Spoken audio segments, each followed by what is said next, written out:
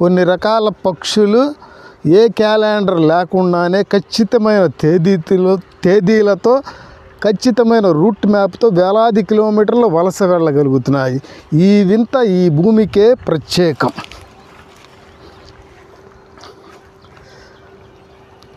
ఇప్పుడే ఉదయించబోతున్న సూర్యుడు, ఈ రోజున మనం చూస్తున్న ఈ వృక్షాల సౌందర్యం, ఈ పొగమంచు, ఈ చలి మనకు కలుగజేసే ఆనందం, ఇవన్నీ నీళ్లు చల్లుతున్న రైతులు, ఇవన్నీ ఈ భూమి అందాలు.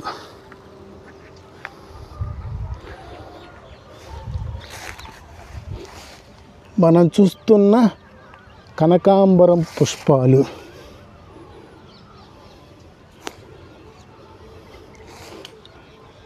సత్యశోధన పుడమి పరిరక్షణ, ఈ